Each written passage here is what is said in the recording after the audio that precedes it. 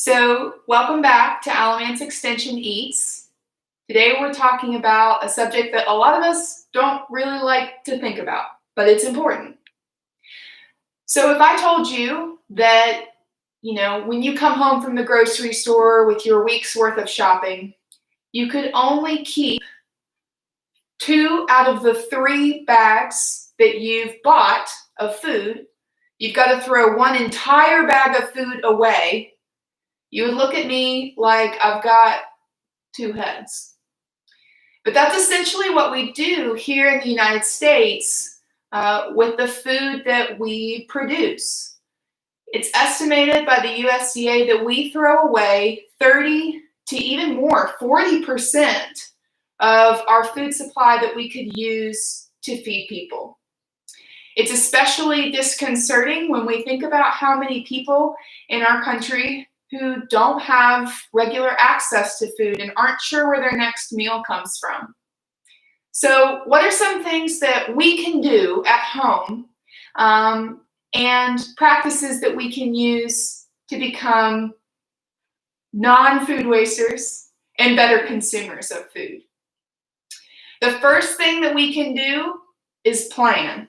And we've talked about this before on previous videos, but planning before we go shopping can really help us prevent any extra buying that results in food thrown away later.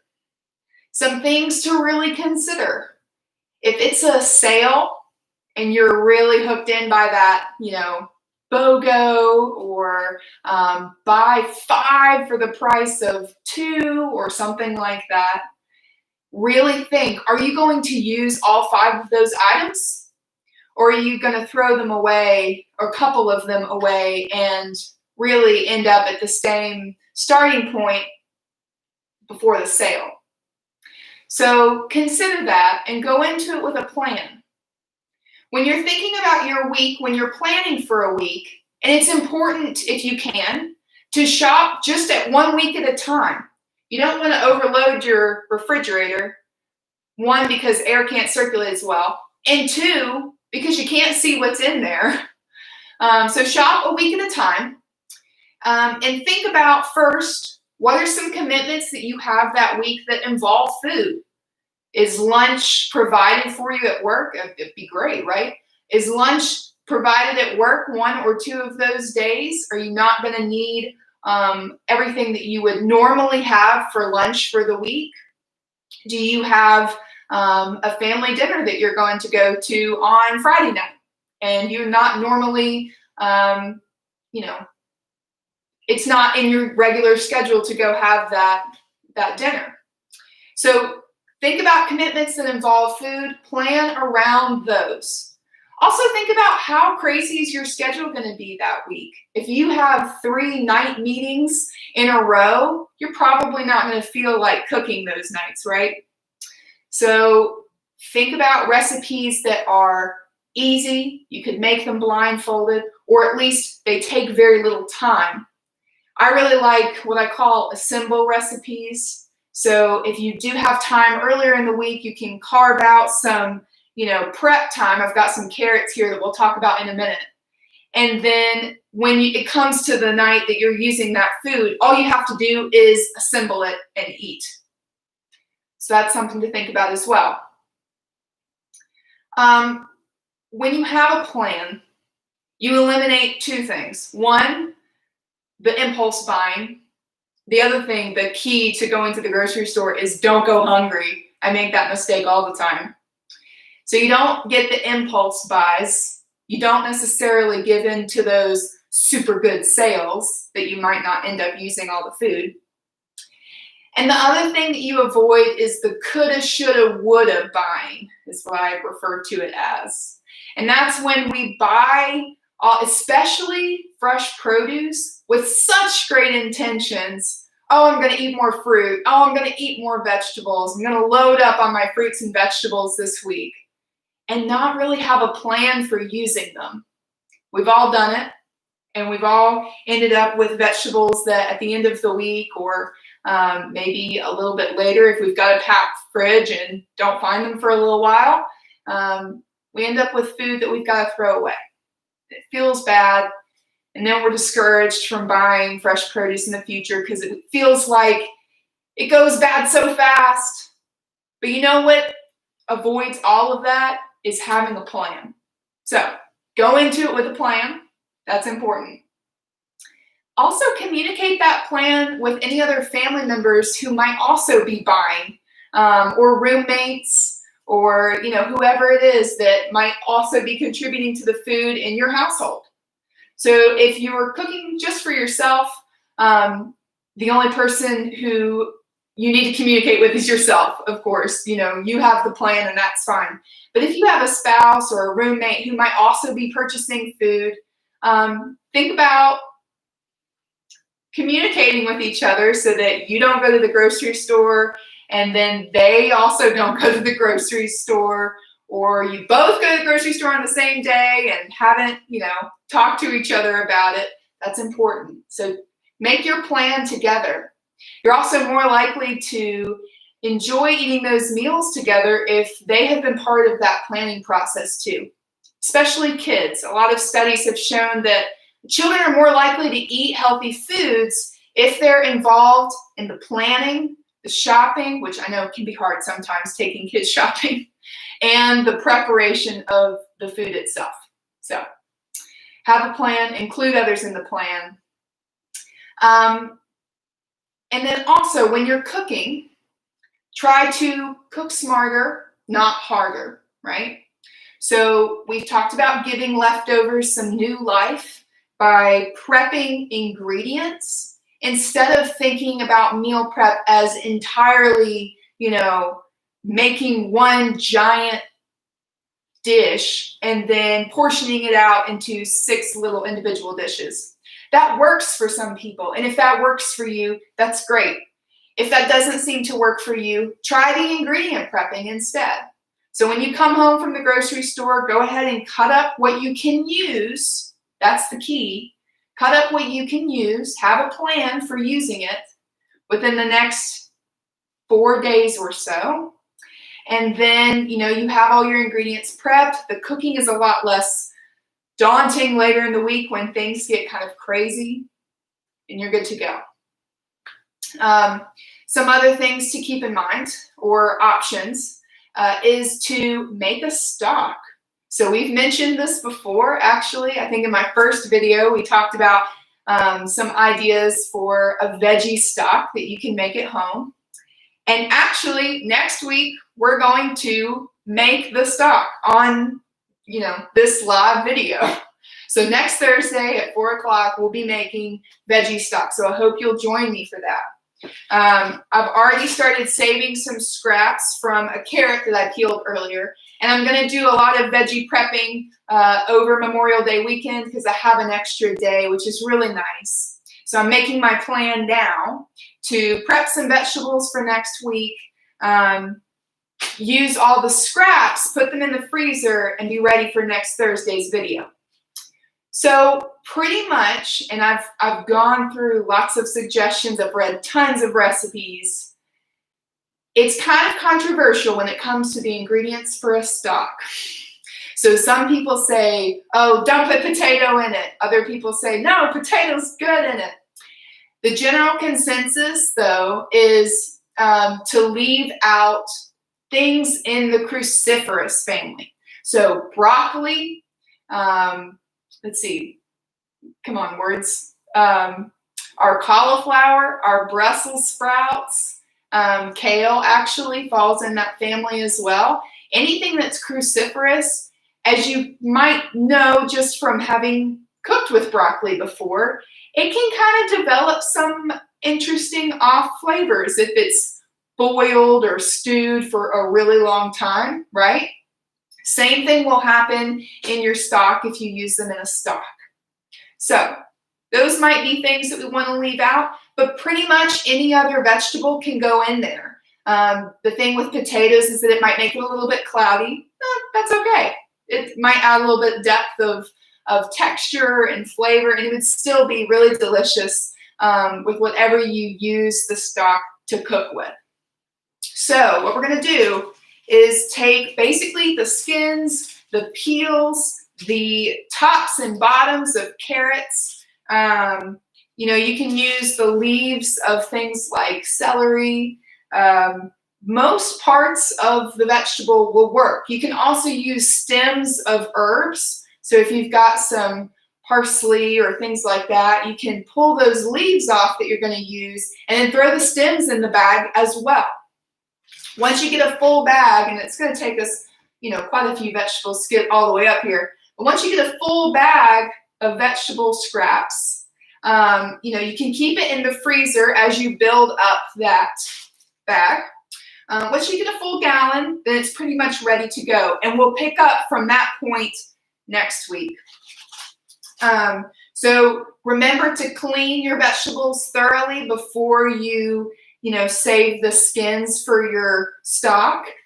Too many skins might make your vegetable stock taste a little bit bitter, but what you can do if you've got carrots or celery or really, again, any vegetable except for those cruciferous ones, if you have some extra vegetables at the end of the week that you're not really sure what you're going to do with, or you've got some carrots that are a little bit bendy, they're still perfectly fine and safe, but they might not be as crisp or as wonderful as they once were. You can use the whole carrot in there as well, just chopping it up and putting it in your stock. So that's really exciting. We're going to do our stock next week. That'll be fun. Okay. Think about recipes as suggestions too, not absolutes. So choose recipes, especially for those weeks that are hectic. Choose recipes that are kind of a customizable thing, right? So the Men's Set of Meds curriculum has a lunch salad recipe where basically you pick a grain, you pick a bean or another protein. You can pick tuna or chicken or whatever, or double up on the beans. You add whatever vegetables you have on hand, put it over a bed of greens, add some homemade dressing, whatever you like. You can do, for that recipe, the suggestion is half olive oil, half balsamic vinegar, and you're good to go. That's the recipe. So on those crazy weeks, try an assemble recipe, perhaps, something that you can kind of modify each time you make it so it doesn't get really boring.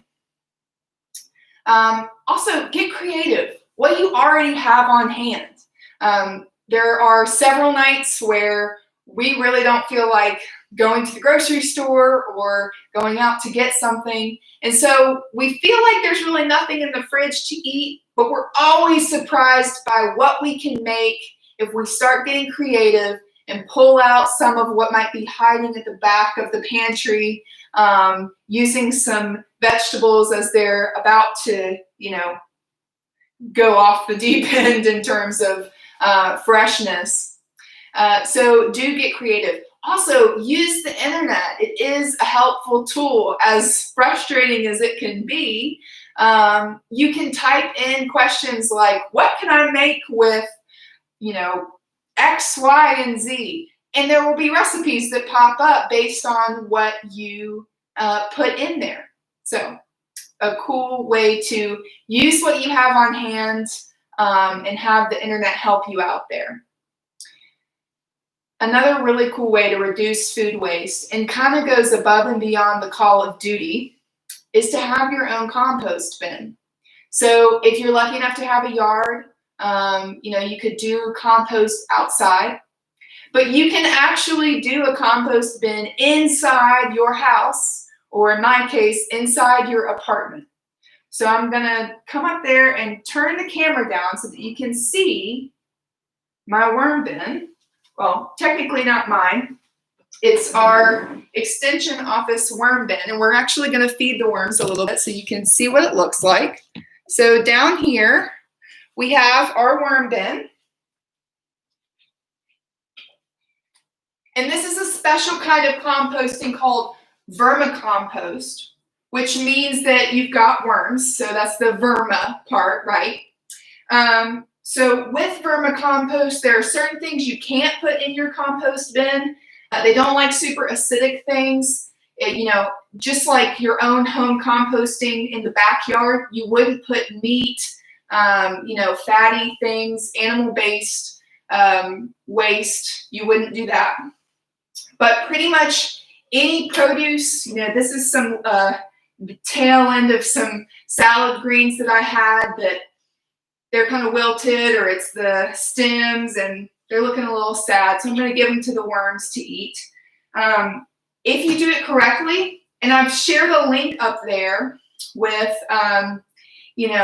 our North Carolina Extension composting resources. So we're really lucky to have specialists who they are absolutely, if not nationwide, experts, international experts on how to compost with worms. Dr. Rhonda Sherman is our specialist.